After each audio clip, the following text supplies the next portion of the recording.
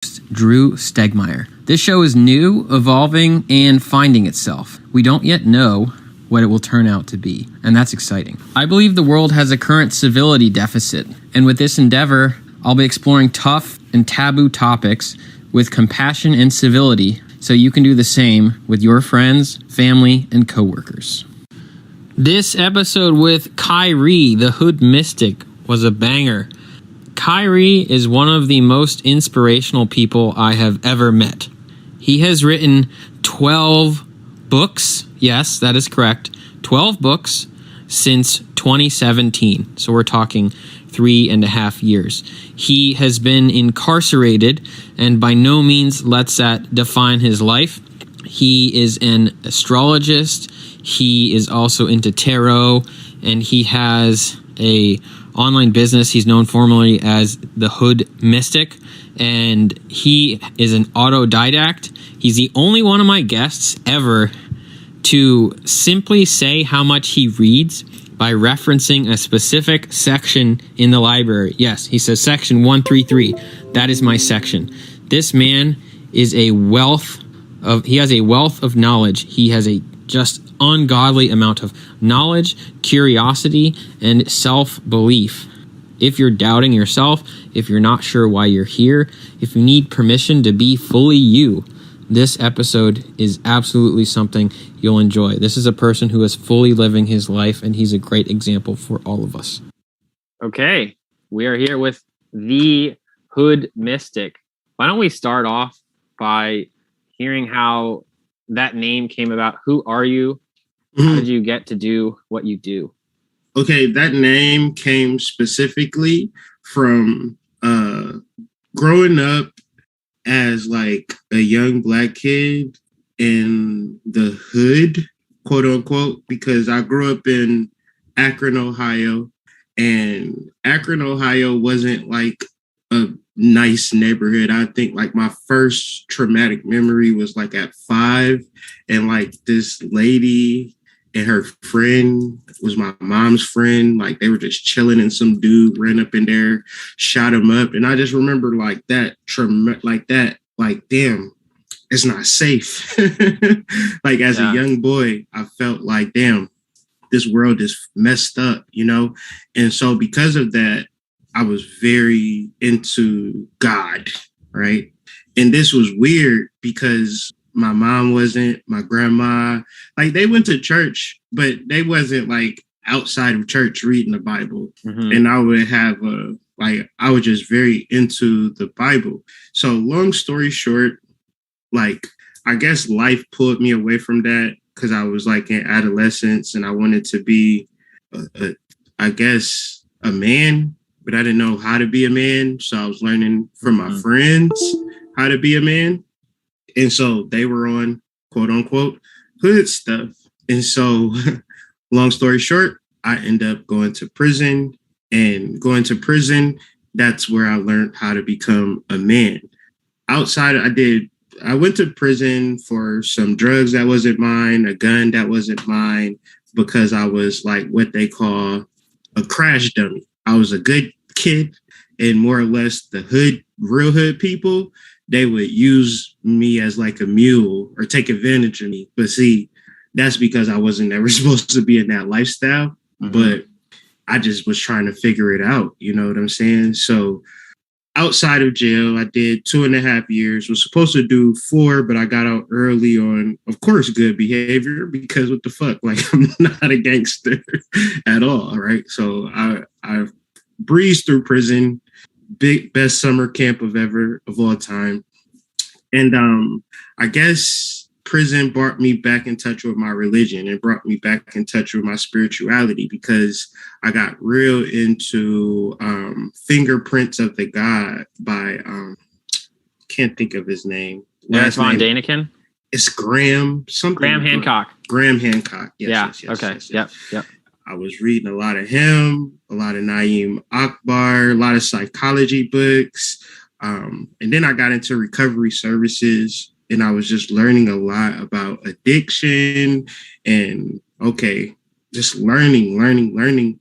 And all of these experiences culminated into getting out of prison, going back to church, wanting to be a minister, right?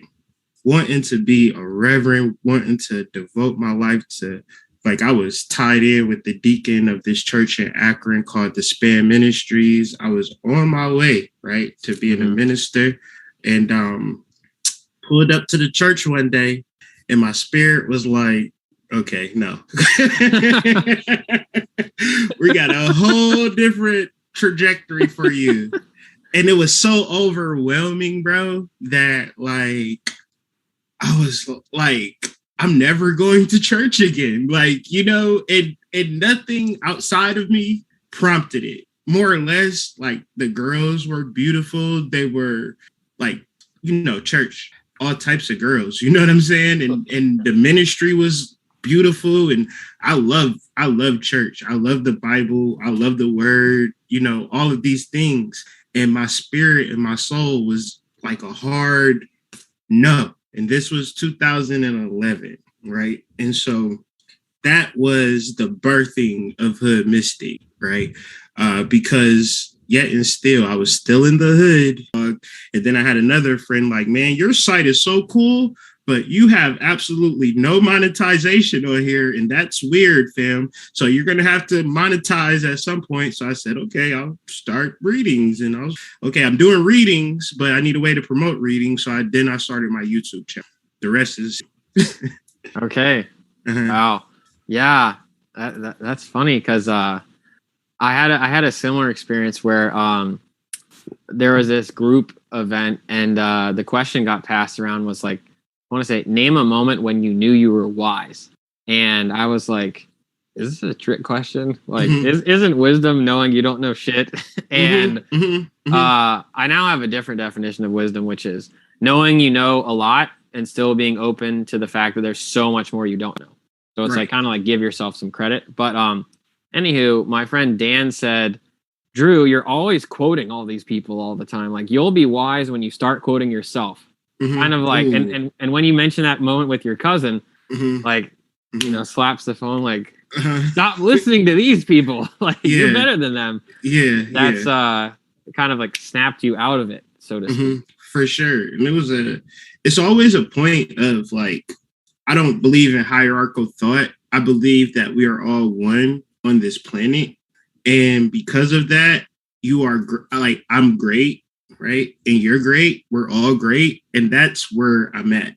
Just like, because so many thoughts of inferiority within myself or then projecting that on other people. It's like, okay, once I peel back all the layers, everything is right. You're supposed to speak and help people, but also not use it as a way to act like you're better than people because you do have this wisdom. That's more like natural law and human rights. And like, you don't get your rights from the Constitution. You don't get your rights from the UN Declaration of Human Rights. You get your rights by just personhood, like being a human. Yes. Human rights are for humans. Right. And I was just saying, because my mom and dad made love one day. Now that act of love gives me sovereignty in essence. Like, why would I have to, you know, be born to a rich family or know certain information or look a certain way or play basketball a certain way to have these particular privileges in reference to the fact that we all have a privilege and it's called a heartbeat and a breath, right? When we tune into that, that is real power. That is real authority. That is real cognizance. And this is where I'm getting to with my overall study. Yeah, that's powerful. And I also think, I would say that message is unity, right? And it's really easy to treat a person, you know, as subhuman when we don't see them as human. It's like that all it takes is like tipping that domino. It's like, oh, the moment I decide you're not a person, I don't have to treat you like a human. All your human rights go away, which I think is very dangerous. Yes, for sure. In many ways. I can see that playing out in so many different ways, fam. Yes, but luckily we have people like you who are you know, teaching us a different way. Hopefully. So I'm curious, man. Well, like I don't like comparing like how well read people are, but you're the first guest who cited a section at the library. Okay, like 133. In terms of like that just told me so many things, right? Because some people say I like to read, or they'll just like vomit quotations at you, and you were just like 133. That was my section. Yeah, like, that's all I'm there for. I'm not. It's pottery books in the library. It is books on business and loans. Hey, have at it. I'm going to one section. I want to see what that occult section is like in your library, right? And I know exactly where I'm going at in any library in the country. Yeah. So it's a section. Does that? So I've dabbled in numerology a little bit, but. Is there significance to that number aside from the library referencing it? For me, man, it's always that 33 and then that 1 being the pyramid. And I can simplify it, right? I can simplify it down to the simplest equation of what I was seeking. But man, when I tell you the amount of, I'm not going to say BS because maybe it was a pyramid of a sense of understanding to get to that finite understanding of not even saying like I got it, because even in understanding it, you're like, I don't know if you watch Marvel, but it's like the Marvel Cinematic Universe. Like, yeah, I finally got to Kang, but now the multiverse is splitting into goddamn a million different possibilities. So now that I'm here, I've created more problems than I fully understand. So basically, the 33 is, to me, the secret society number, right? But that 1 is like you or me or this conversation. And what I'm understanding about occultism and spirituality and metaphysics and all of that is simple as hell, right? And it's 133.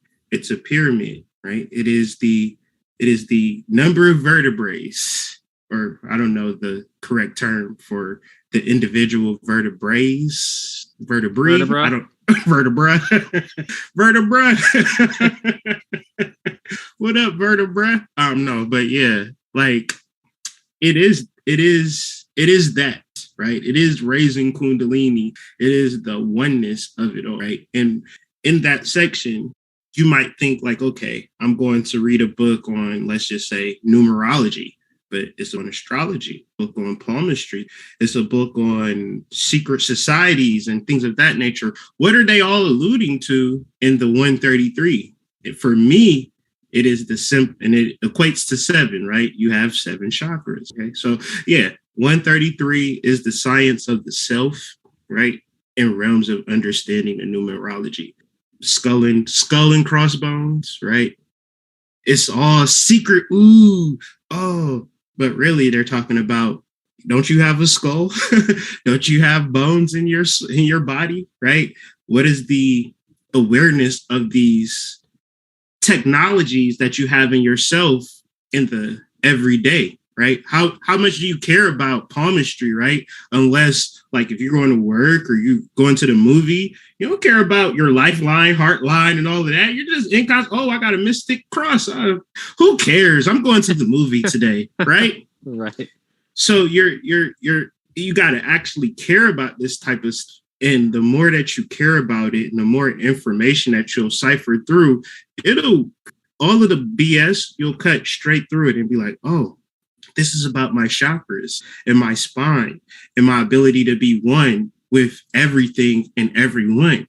And I have that ability, right? And the scary part for me in communicating that is that I don't even know if anybody even wants to even know this, right? Like, to even get to that point. I think people really want to see what the next movie's coming out, or what's the next CD, or what new hot restaurant is going to be downtown and stuff like that. So it's very interesting just to think about just that number, what it entails and what it brings about, and how most people are just not interested in it, because essentially, if you can imagine, I was the only person in that section. Yeah. Yeah, I could see that. But I think for some reason you were drawn to that for a reason. And I think I would say a pathology of our time is rampant consumerism, right? Yes.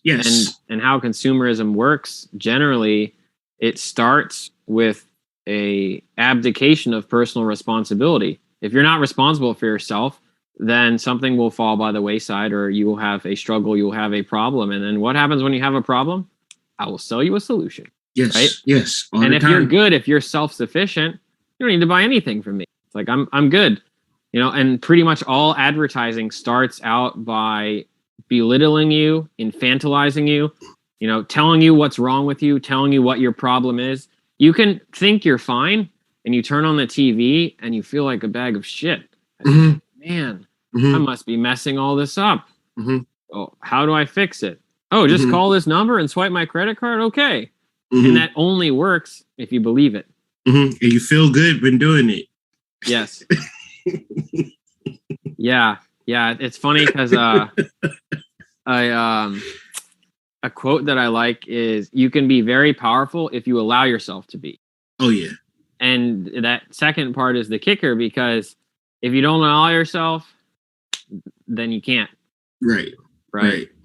It's Yeah. skepticism at its core, right? In reference to metaphysics and spirituality, even at church, right? Like they'll say, I'm praying for a new house, right? And it's essentially, you could be the type of person to say, I'll never get this house, right? And then this person will be like, by the blood of Jesus, I done walked up the aisle, I done gave offerings, I done caught the Holy Ghost, I done listened to pastor's word today, I took notes, right? And then all of a sudden that person manifested a house, and their devotion to the idea and the aesthetics attached to that devotion is basically what we're talking about in reference to people who will never leave the church, right? No matter how spiritual we kick it, right? They'll never leave the mass or nothing like that, because their aesthetics and their devotion to the outcome is cinched, like is one. Right. But for most of us, as we bounce and travel through each system, what we never really address is our skepticism in our spiritual beliefs. And I don't necessarily think it's been taught or brought about in a conversation to most, because when I listen to people, it's like they're trying to communicate an idea to people, maybe sincerely. We can argue about that, but they're trying to present an idea to say, if you do step A, B, C, D, you will equate to E, right? But they never address, if you don't truly believe that you'll get to E, you could do A, B, C, D to the maximum, right? But if you don't really fully believe in the outcome of your aesthetics, it's gobbledygook, right? And then at the same time, you can have like a witch, like somebody go out into nature and just paint themselves with dirt and do weird stuff in the ground and roll around in dirt and pick up sticks and set sticks on fire. And then they're in the realms of manifestation, because whatever they did, they believe that that was going to bring them about an outcome. So I can streamline every religion and pinpoint the people who will be in that religion, not as being like, not to say that that religion is right, but the people within that religion, they've removed their skepticism and they're fully locked into whatever that system allows for them to do.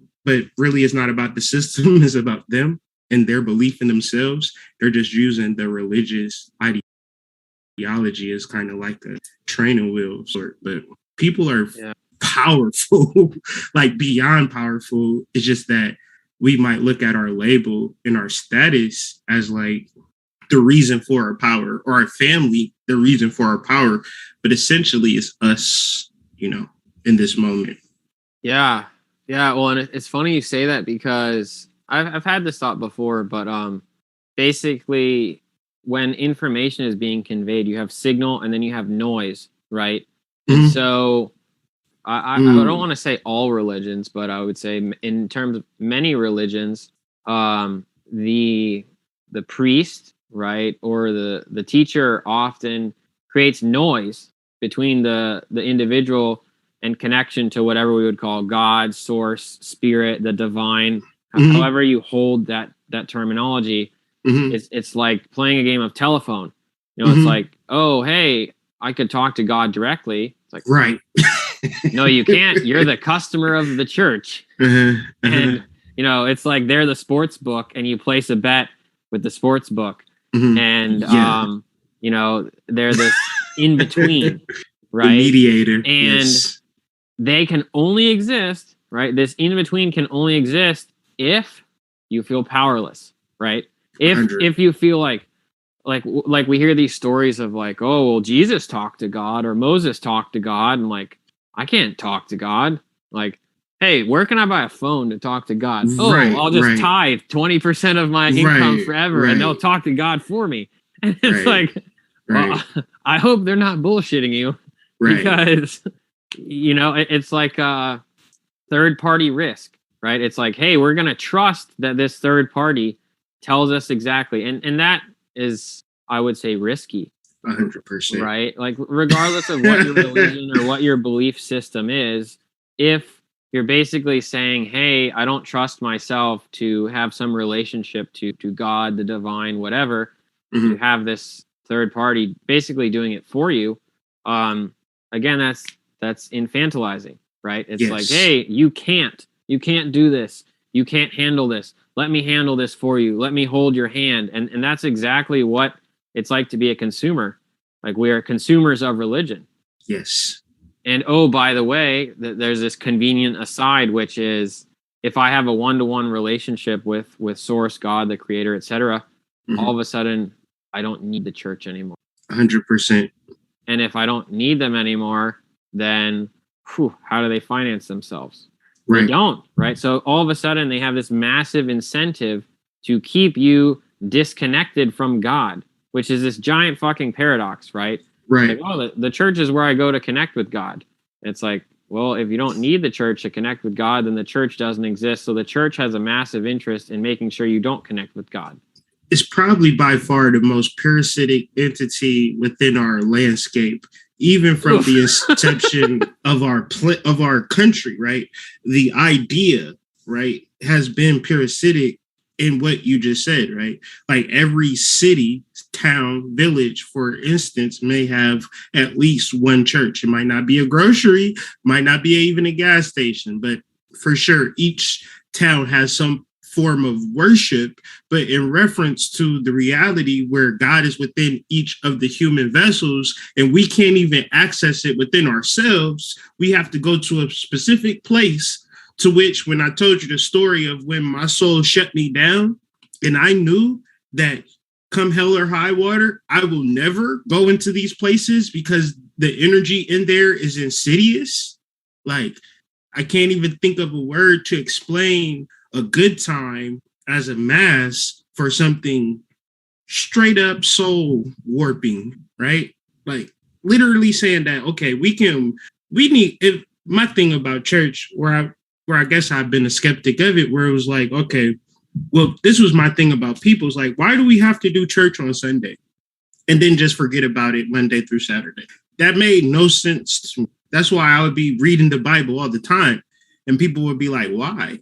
It's like, why would I just wait till Sunday to tune in and tap into God energy? Like, well, it's like, here's the deal. We found the best thing ever. Yeah. And if you eat that food more than once a week, you get very sick. Bro, makes no sense. But you got to go to a place, right, and give them money to somehow get access. But we laugh and joke and kid, but a majority of our friends and family, no matter who you are religious, even if they don't go to church. This idea is embedded in the psyche of our friends and family, to whereas we can even say, let's talk about God, right, at Sunday dinner, and people are just like, yo, let's save that for something else. Like, let's talk about the game, right? Right. Did you see what just happened with Biden? You know, let's just not talk about God. Like, who wants to talk about God? Like, we're having dinner, Drew, right. You know, you're ruining it. Like, come on. Yeah. Like, and it's just like, it's so important to understand source energy. It's so important to understand your soul, that the reason that I start my channel, I do my content, I write my books, I do all of this because it is so important to me. And the reason that I started my business is because it was not important to nobody around me. And I needed to connect essentially to things that I view important now. Maybe I should be watching more basketball and football, but right now it's not resonating with me. You know what I'm saying? It's the religion aspect of it is so powerful of breaking those chains and coming into a realization that you personally are the religion. You know what I mean? Like, this conversation is religious, bro. You know? Yeah. It's funny you say that because there's a guy who does breath work that I follow on Instagram. And one of the things he says a lot is you are the drugs, because like respiration means reconnection to spirit. Ooh. And so when you breathe, you're reconnecting to spirit. And, you know, I'm definitely a proponent of psychedelics. But as far as I understand, these are catalysts, right? They will shake your tree. But you can get into these altered states without them, right? If you've trained, practice, etc. That's why he says you are the drugs. But basically, again, it's this idea of direct connection versus having some sort of workaround or just introducing something else to enable this connection to happen. And I think when you have those dinner table conversations, anyone listening will understand this. Like, but I think it helps to say it explicitly. Like, not going to church doesn't imply being an atheist, doesn't imply worshiping Satan, doesn't imply being agnostic. That's much too far of a leap to make. It just means not going to church. It means whatever your relationship with the divine has taken a different form. Yes. And I also think when you make that decision, and I'm curious how this was for you, I think it carries a lot of responsibility. Like, because you basically said, hey, you are responsible for my relationship to the divine. Like, you handle that for me, and it's once a week. Don't talk about it at dinner. We have meetings for that, right? Right. And then when you abdicate that, it's like, well, if I'm going to have any relationship with God, source, divine, creator, etc., I'm now in charge. Oh shit!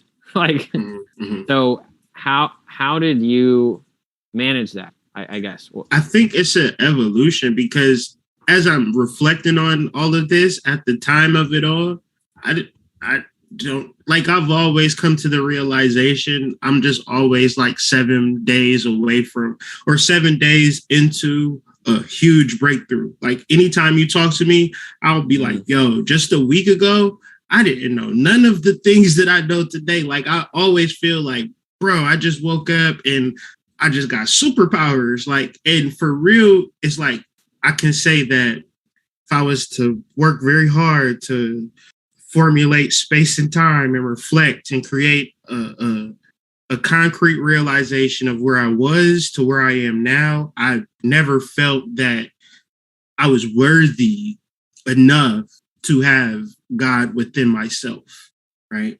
So it was always me trying to find God in my relationships and my friends and church and the Bible and my business and my relationships. And I tell you, reading after reading, review after review, all of this to get me to the point that, no, God is within you and it's okay, right?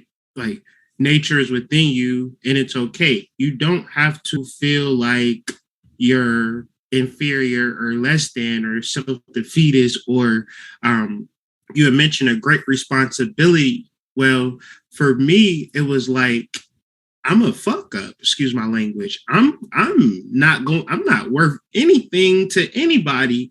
From 2011 to I can't, for however long as I'm going through this spiritual journey, I'm literally trying to know things and understand things. It's the people that's coming to me. Hey, Kyree, can you help me? I'm like, help you with what? I really want to understand my chart. Okay, well, I can help you understand your chart, but I can't help you, right?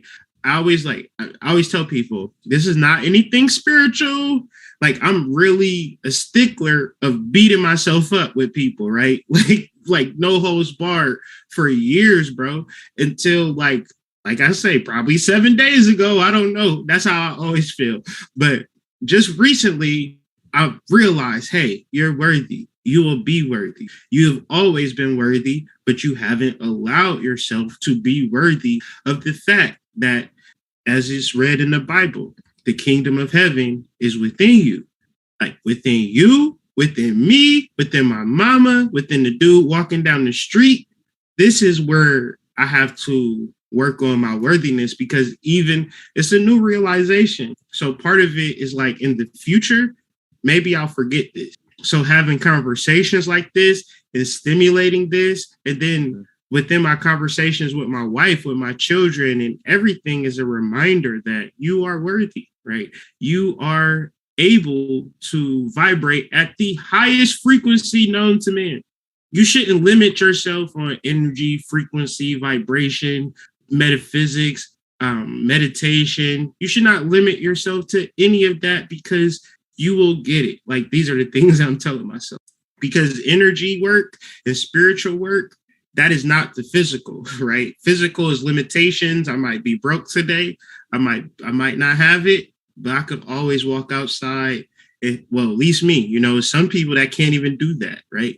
But for me, I'm grateful for the fact that I can connect to nature, and nature is that reminder of that worthiness. And so for all intents purposes, to bring me to any type of realization, has always been the power of nature and the National State Park Service, the trails, the nature, the trees, the forests. All of this is a reminder that I'm worthy of the utmost highest frequency of all energies. Because if that tree can grow 100 feet tall, like for real, just a huge tree, it did nothing but siphon the earth energy, I can do the same thing.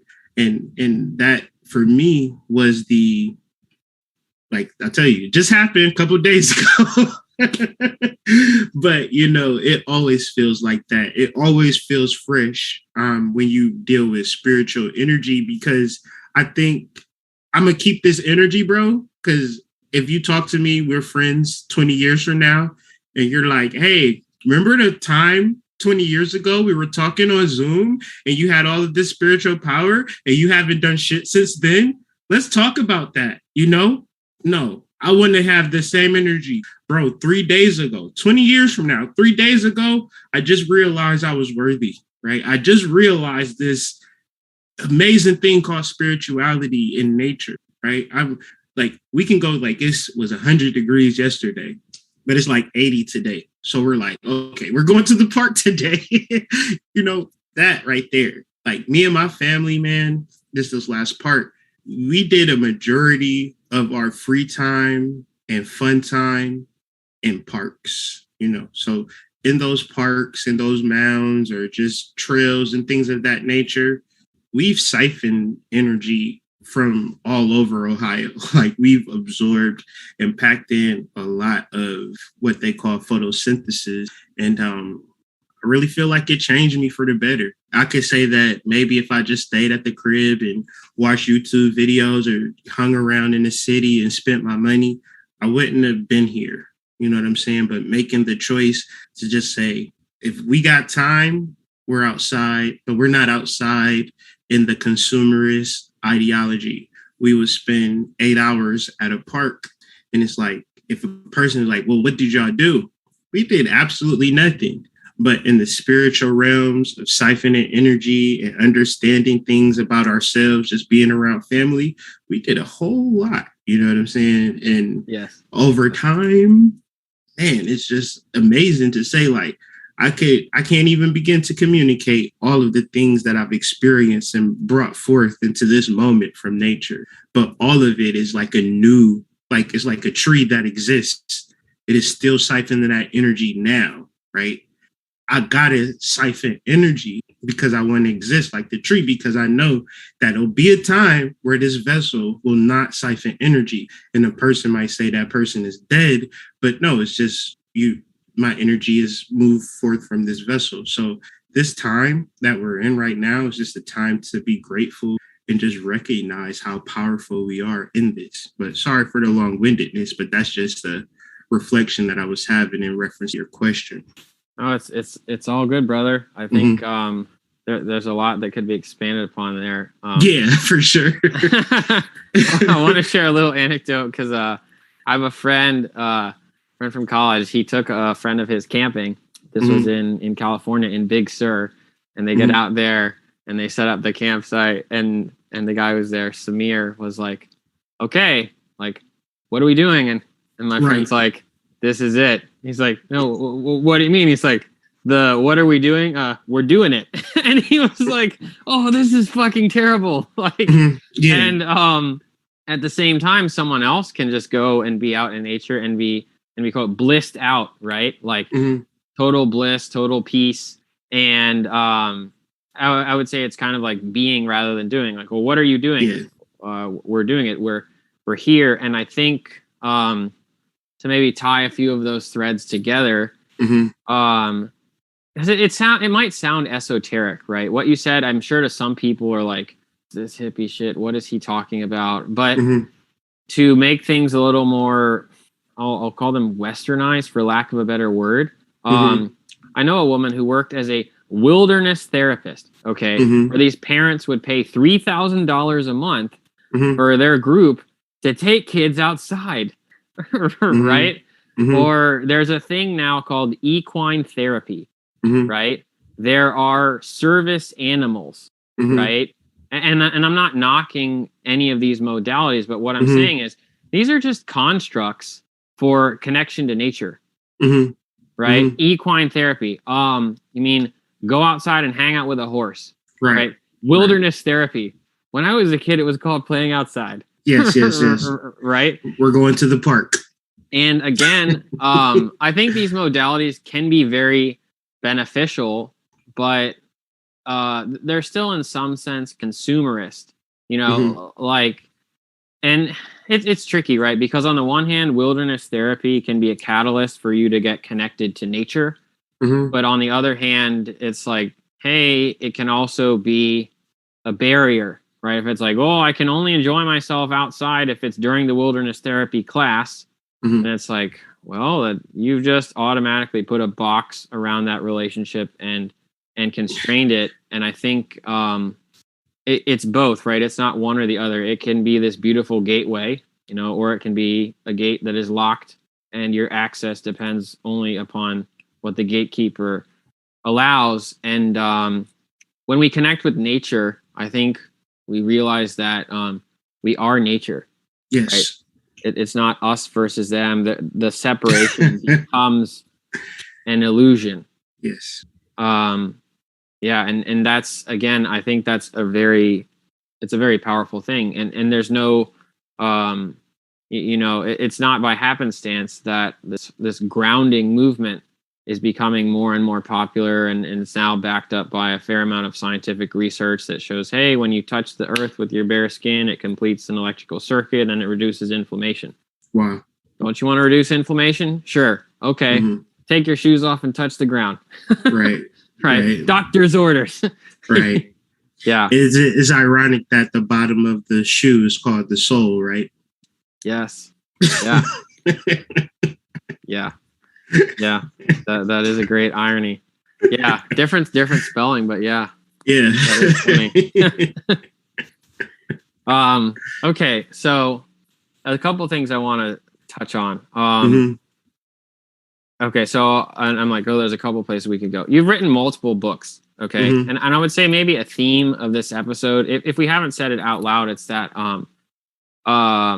we don't need permission, right? I don't know the story of how you wrote your books. I'd love to hear that story, but I have a guess that you didn't approach it from a lens of like, well, I guess I must find a book agent, otherwise I can't share my voice. Right? It's like, you can do stuff, you can build stuff, you can create stuff, and you don't need anyone's permission. So I'd love to hear about your writing, how you write your books, you know, how you got into that. And Sure. So I'm like a scholar at heart. I like sources. I like to read source material to figure out, like, if I read a book and a person has an interesting point, I always notice that it's tied into the bibliography. And life is just like a bunch of people's words built on another person's words. And to me, that was like super inspiring, to the fact that, like, when I'm reading scholarly articles, they're just like, I guess the point of a scholarly article is to not basically say shit. Like, you piecing everything from other people Everything's a to remix. make your point. Yeah. Right. If I was to put out a scholarly article, like, I think that people would be like, what the hell? Wait, get this out of here. Right. So that was very inspiring to me, because it was like, I read a lot. So my first book was like a workbook.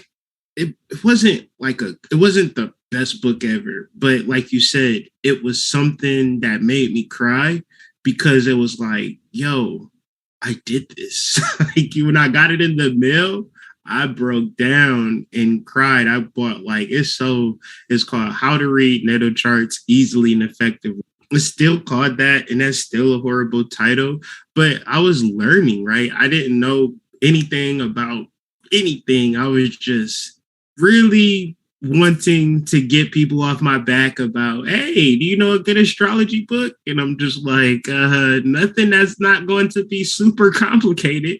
You know, I can give you Alice Bailey, but you won't understand not one word that she's saying, but You have to go to section 133 and camp there for a year. Yeah, like, you gotta buckle down, buddy. You know what I'm saying? And it's like, to get an astrology understanding is very difficult, right? Because it's like, none of this makes sense. This is how anybody should feel when they look at it. Like, if you look at astrology and it just makes total sense to you, like, you are amazing, right?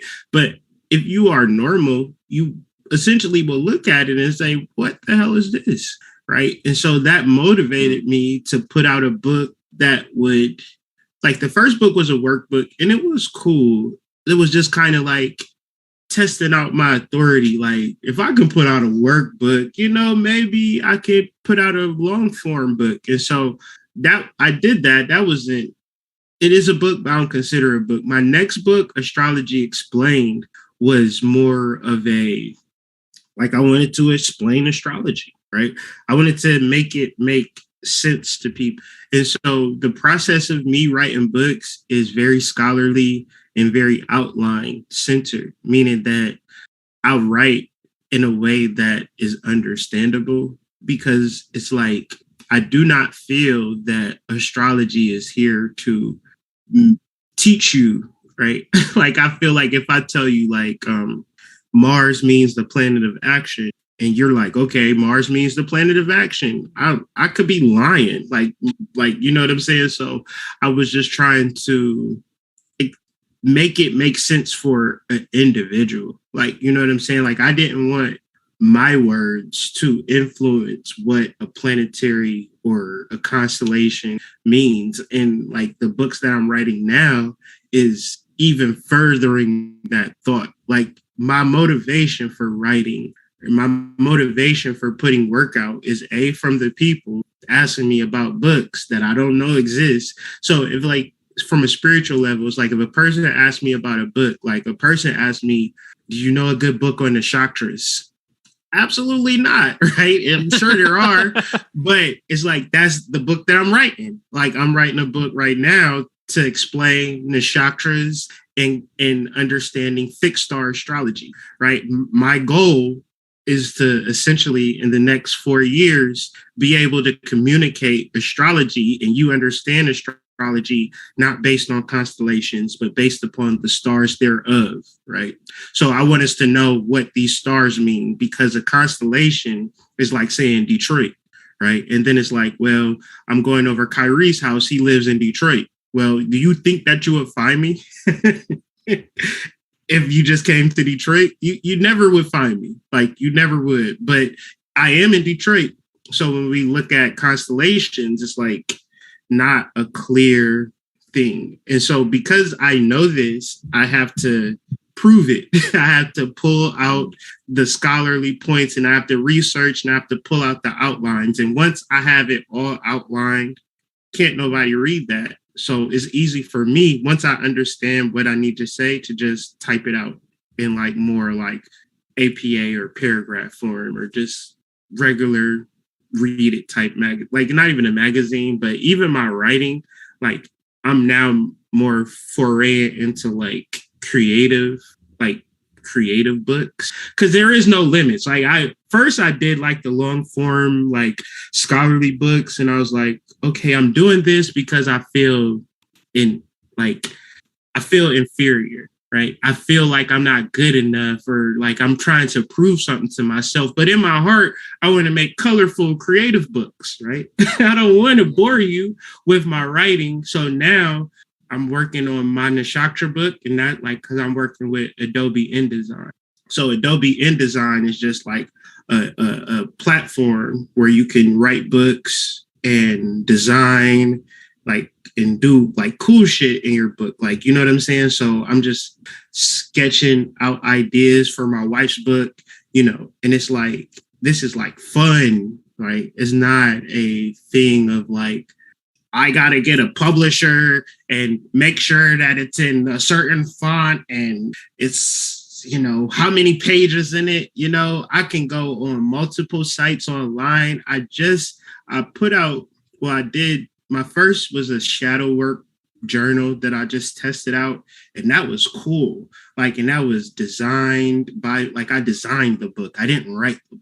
And I was like, this is what I wanted. I want to design stuff. I want stuff to be colorful and pop out to you, because that's who I am.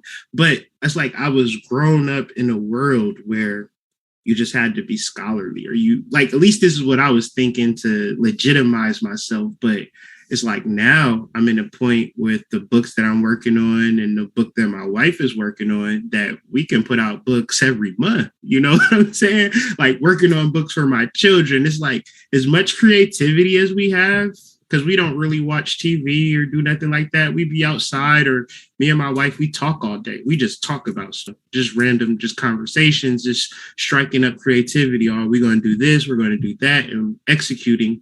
But long story short, man, it is, the possibilities are endless with us in writing and books and creativity and Lulu.com. Once you get your PDF together, you just upload it to Lulu and they'll print out either a glossy cover for you or a matte cover for you. You could get color, you could get photos, you could just do all this type of stuff. And I'm like, oh, wow. I'm thinking to myself, like, wow, nobody is ever going to intercede and say, hey, you can't put out that book. Right. As long as I upload the PDF and pay the money, probably $3 a book. Right. I shouldn't even have said that, but I'm saying it. $3 for your creativity to be put on full display. And who knows, you could do a fair or something and sell your books and sell your works. There's just no limits, bro, to what you can do in the realms of publication. Because if you were like me growing up in the 90s, you figured I got to go to Simon and Schuster or get in with Barnes and Nobles and stuff like that. And that's just not the wave. You know, it's just whatever you want to do. And then leveraging your following or the people that mess with you, and even people that you don't, people who don't even, majority of the people who have bought my books don't subscribe to me on YouTube, right? And how we met, right?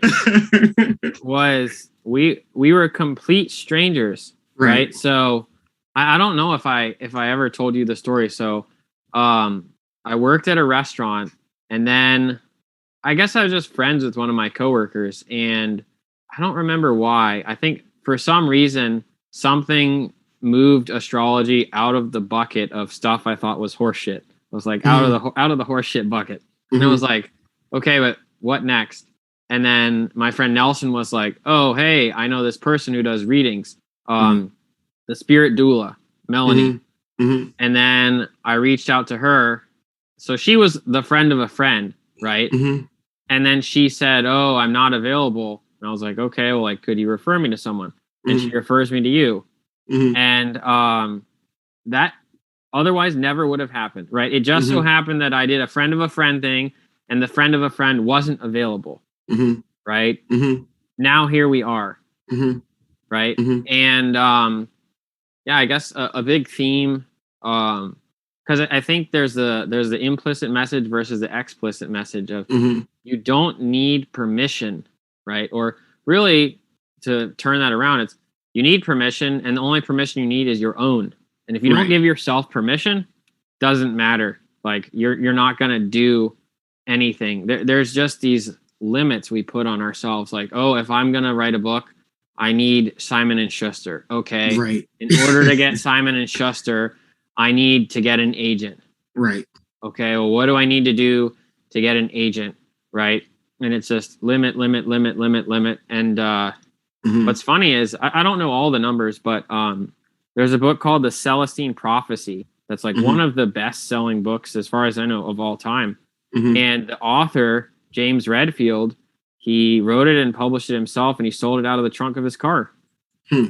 And he had something he wanted to say, so he wrote a book, and he sold it out of his car, and it's one of the best-selling books ever. And obviously his message resonated with people, right?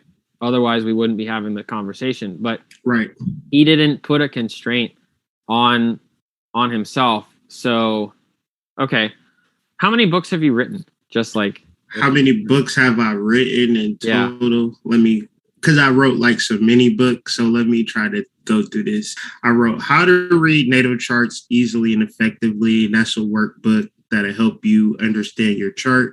Following that, I did Astrology Explained, and all these books are available on Amazon. Developing an intimate relationship with astrology. And then after that, we did a collective group book, and I did a majority of the writing on that, and it's called Manipulating the Matrix. That's 3. And that's then 4, I think.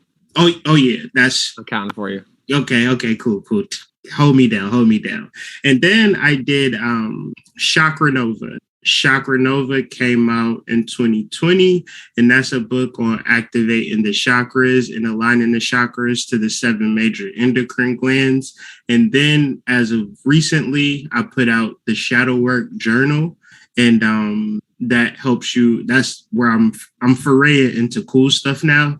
That was the first one, and then just now it's coming in the mail. I haven't put it on the site yet because I'm doing more proofreading.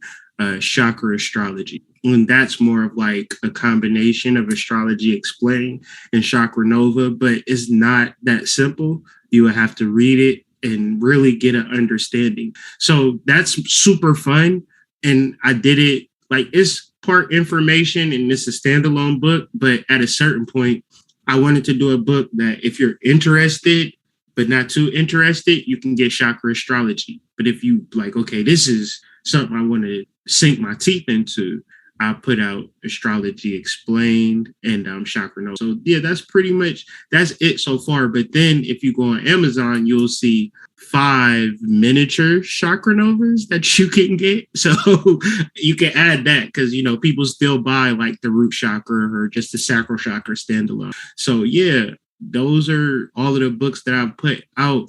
And really since 2017, those are the books that I put out.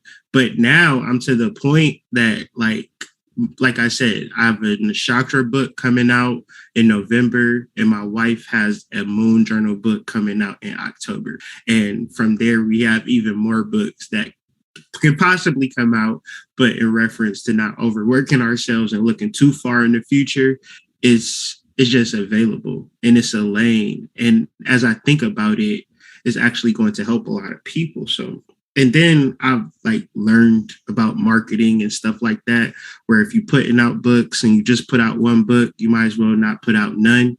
And if you put out one, you might as well put out 100.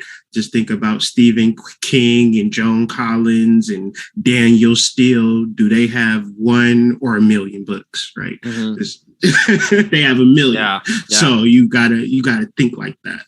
Yeah, it's funny because when you're talking about, so if you guys weren't counting, there's 7 books, and then if you add the I guess the Chakra Nova books individually, there's 5 more, so that would add up to 12 books. in we're roughly halfway done with 2021, so I'll say 3.5 years. And I was immediately thinking of I mess up his name a lot. Isaac Asimov. I think it's Alexander Asimov.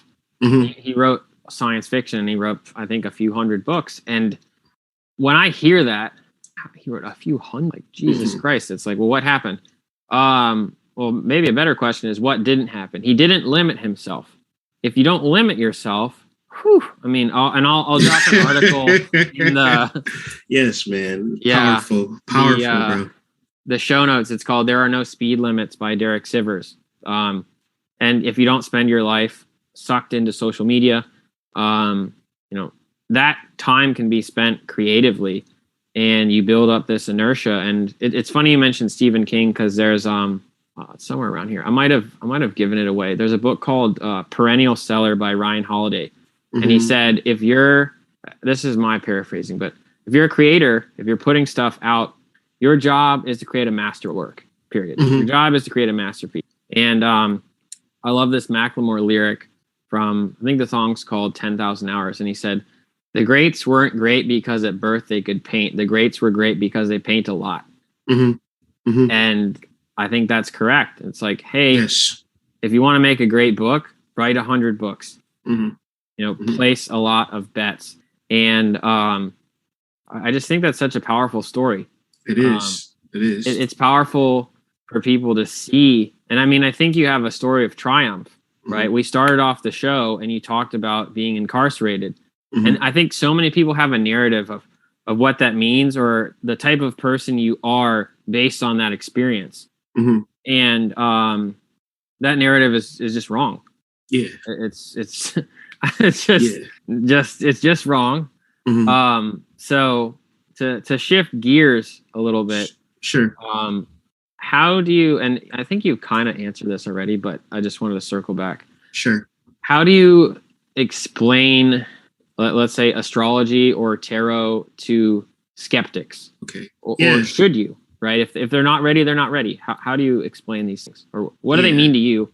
So for me, it's like, if I was able to change my life so much so and conjure and manifest at a high level and understand things and explain things to people who wanted to understand the knowledge, and all right, what did you take from that? And they regurgitate what I said and understood exactly what I'm saying. We're having a lucid conversation. And then when I go to my mom's house and she was like, oh, why don't you go to church? And I'm just like, I'm not going to explain anything. I'm just going to say, either I'm going to go to church with her, or I'm just going to say, Mom, we were supposed to go to the beach, or whatever the case may be. Excuse basically to get out of it. Meaning that I will never, ever, and this is just my personal opinion, person might have a different opinion. Never would I waste breath on trying to explain things that I know to a person that doesn't seek to know that thing in reference to. Oh, I'm like, wait, I gotta. Okay, hold on. Okay, I want you to, because I was like, I almost didn't catch that. Okay, I'm like, I need to digest. Okay, say that again. But I would never waste. I would never waste breath on trying to teach a person something that I know that they don't want to know, right? Because I wanted to know it, doors were opened, right? And because these doors were open for me, I can turn around. It's like the allegory of the cave. Once you leave the cave and you come back and you start telling people, hey, the sun is out here. Y'all looking at shadows. That's not even the real reflection. Guess what they do? They look at me as the enemy, right? So because of that, it's very important that I stay the course and not really seek out people. And another analogy or another reality is that of the root worker. I ask people this, have you ever went downtown and seen a billboard for a root worker, person, or shaman? Like, no, I've never seen that. But that shaman or root worker, if they're good, they get business like Walmart, right? But they're never promoting, they're never telling nobody. I know a cold sidereal astrologer ain't never promoted nothing to nobody, just straight word of mouth. Like, that's how cold she is, right? when you got spiritual gifts, you have them.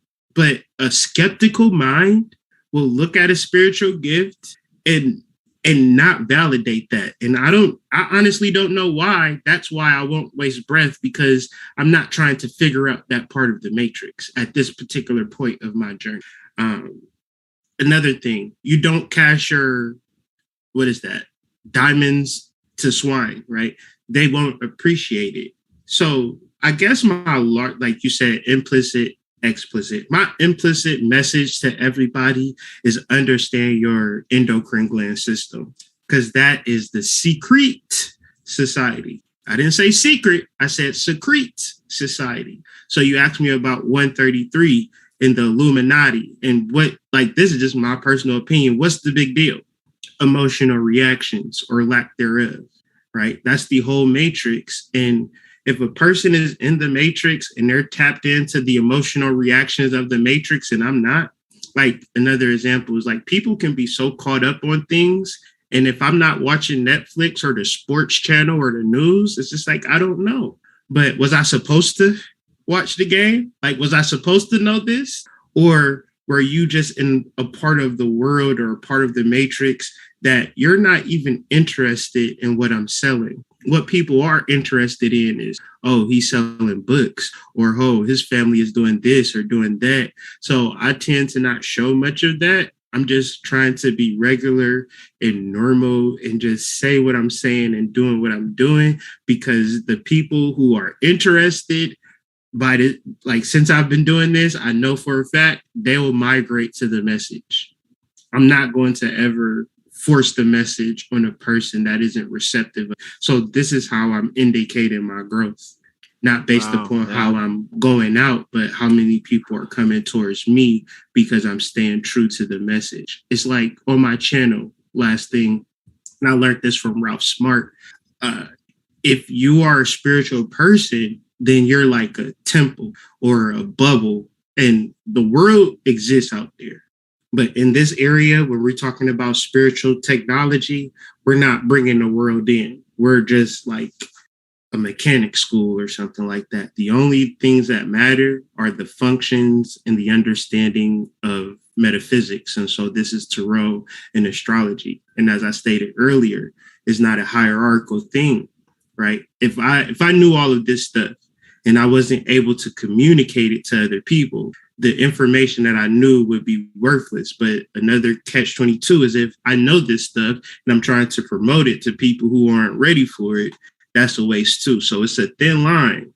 It's a tightrope that I watch or that I walk. It's like, I know I got to grow my business. I know I got to do all of this, but I can't be pretentious. That's all. I always tell that to my wife. I'm never pretentious. I'm never just like, hey guys, I'm an astrologer over here.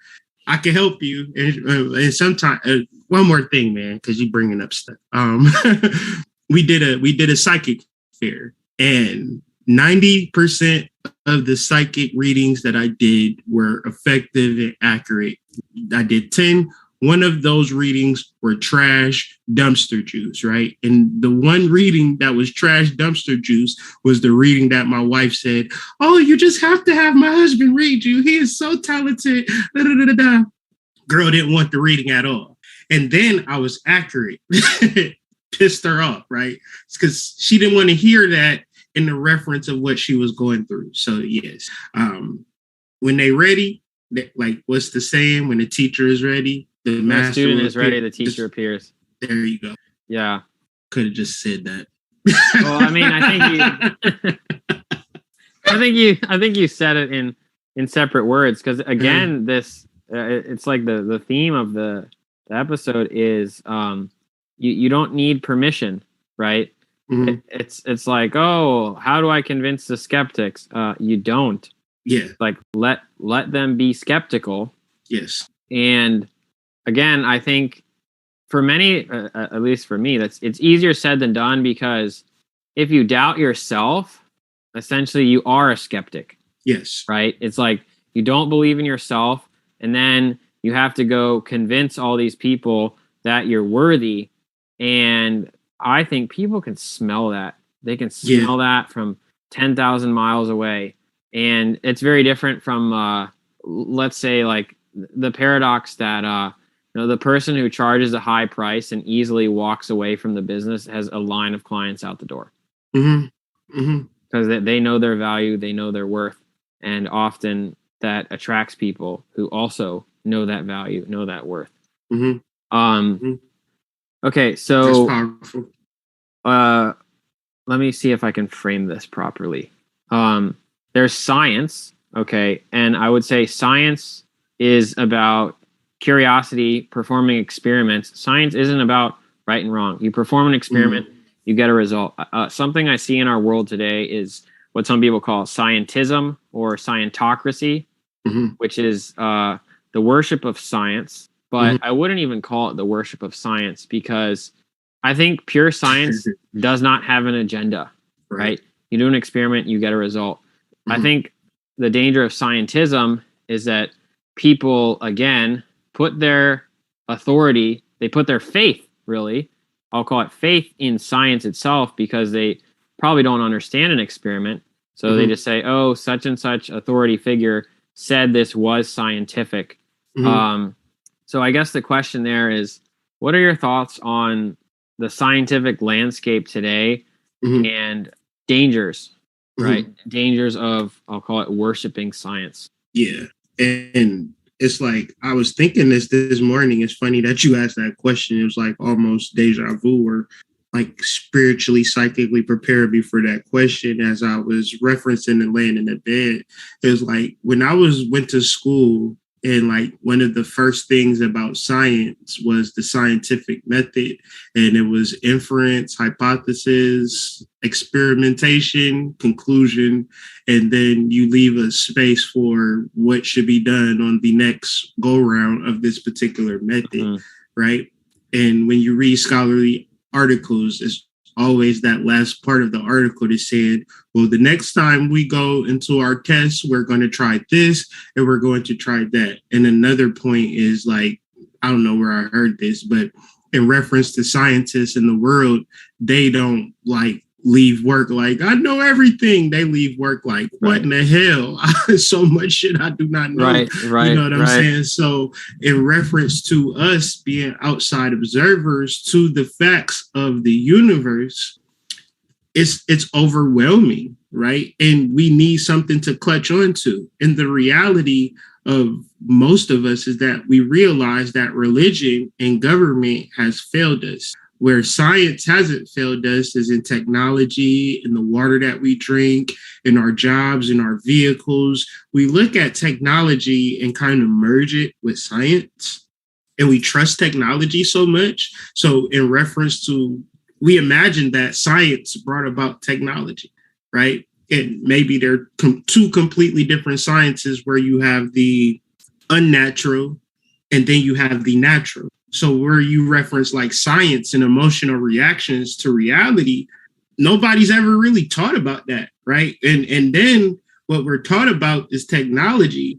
And we know the binary code, the ins and outs. Everybody has phones and laptops and all of these things. But most of us have never took a trip to a location for no reason other than its energy. Right, the energy. It's funny you say that, because how I sometimes, I'll say, like, make like a Trojan horse into astrology for people is like, take the wind. Have you ever seen the wind? No, no one can see the wind. You see the effects of wind. Right. How are we conversing? Right. Oh, well, see, my computer without wires connects to a device. Well, how? I can't see that. How do you prove that? And for some reason, on the one hand, with technology, right, which is, I would say, fueled or explained by science, people just take it for granted, assume that it's correct, and then we have something else, like, let's say, astrology, which in some sense is similar to my computer interacting with a Wi-Fi router. It's like, hey, there are celestial bodies. Like, I'm not attached to the moon with a wire. I'm not attached to the sun with a wire. Does that mean the sun doesn't affect me? No, of course not. Right. But for some reason, this thing is too far outside our zone of comfort. So we just dismiss it. right? Just because we can't understand it. So I guess but at the same time, you could have a Mars dominant person that is either aggressive or athletic. And at the same time, there's a hormonal expression to that frequency. And Mars would be that understanding of that athleticism or aggression or strength or performance. But it's like we can talk about that, but we can't talk about the Wi-Fi aspect of it, right? We can only talk about the reality of certain things. But from a spiritual, astrological point of view, it's like these things can be translated and broken down and understood very matter-of-factly if we're able to connect the planetary bodies to the endocrine glands, where these experiences that we have, such as aggression, action, sadness, and emotions, are real human things. Even though we can't see them, we can feel them. Now, when you look up Mars, you will get an expression, a human expression. It's not like Mars transiting the sun, you're going to see like something outside the body. No, you'll probably get a hormonal response to that. But we're not able to identify and bring conversation to hormonal responses, emotional reaction, emotional intelligence. Until we read your books. Until we read books. Exactly. Couldn't have said it better, Drew. Yeah. Oh man. Okay. I'm about tapped out of questions. Is there something that you want to make sure gets attention? Anything else? Sure, man. We were talking about nature and like energy and things like that. The difference between nature and consumerism is that consumerism, if you spend $100, you get that. Nature doesn't work like that. And so if anybody is trying to just figure themselves out and they don't even want to read and they don't even want to talk to people, or they're wanting to get the answers for themselves, I would say stick to nature, but more than nature, make it, because some people go into nature all the time, right? And some people don't go into nature at all. And for the people who don't go into nature at all, you might go once or twice and like, well, nothing happened. I want you to be persistent with just the activity, right? And then more or less be persistent in nothing happening, right? Make that your goal, right? Make sure that nothing happen, right? When you go like nothing, because we're so desensitized from Hollywood, when it's like everybody's decoding like X-Men and DC Universe and superheroes. And, for real, when I was doing the Jupiter-Saturn conjunction, people were like, we're going to get superpowers and we're going to start flying and all of this. And it's like our minds are we're looking for that, right? But the reality is that, as Drew said, respiration. We have the opportunity to reconnect with spirit, and it's easier to do that in nature. And maybe, I would say definitely, but maybe your mind's not there yet. Maybe that's the goal, to reconnect with the spirit within yourself and stop waiting for stuff to happen, right? And just it's already happened. You're already here, and that's mainly the goal for me. And then once you figure out what you love, dive deep into it. And my plan, like when I opened myself up to this, I went to a tarot build-up around 2015, and I got this reading from this guy. He was reading Thoth Tarot. I said, "What kind of card is that, Thoth Tarot?" Like, yeah, how long you been studying those cards? He said, "About 20 years. And I'm still studying them. I'm still finding new things about them." I said, okay, if that's what I got to do, that's when I started my blog. And that's when I started, because I was like, all right, I'm going to give myself 20 years. And here I am, probably 5 years of running my business. And it's like, wow, that's amazing. But even now, bro, I'm still thinking 20 years from now, 15 years from now, because nature takes its time. Nature is going to slowly evolve you in the right and exact way. And it's not a rush. The world everything that's happening right now has us on rush mode. It has our sacral chakra all out of imbalance because we fear what's going to happen tomorrow. But part of this is just understanding that we have a long time to understand ourselves. And that's the real key, because it's not as bad as it looks. And I know that we didn't never talk about anything. We were in a temple, right? But we didn't talk about the outside world too much. And I know that that's what a lot of people are really stressed over. But part of this is if you can go out into nature and look around you and connect with these things will be your guide, like they've been my guide, like they've been Drew's guide. And it's not that we're your guides. We're just trying to help you see that you have a guide within yourself. And we're just giving you tips, tricks, and hacks to get there a little quicker than we did. Okay, well, for those who are listening, because I'll put this in the show notes, but if you're just on audio, where should folks go if they want to find more about you and your work? Maybe read some of your books. ColumbianExchange.com, and it's exchange without an E. And ultimately, the easiest way, because it just seems like people don't like putting in website addresses for some reason. More comfortable with emailing you. So really easy and simple to email me. That's hoodmystic@gmail.com. If you want to reach out to me, like want to know about my books, I'll send you all of the links. And if you got any additional questions, any additional skepticisms, just reach out. Okay. And exchange without the E, that's without the first E, right? The first E. So Colombian, you need the last E, but the first E, throw that away. Okay. Yes, sir. Well, thank you so much. And this was dope. This was dope, man. This was great. All right. Until next time. I hope you all enjoyed that. One quick thing in closing. stegdrew.com/juicy. Stegdrew, just like the show, .com/juicy. You can sign up for my weekly musings there on all things like we spoke about in this episode and other assorted weirdness. Just drop in your email, stegdrew.com/juicy. Thank you.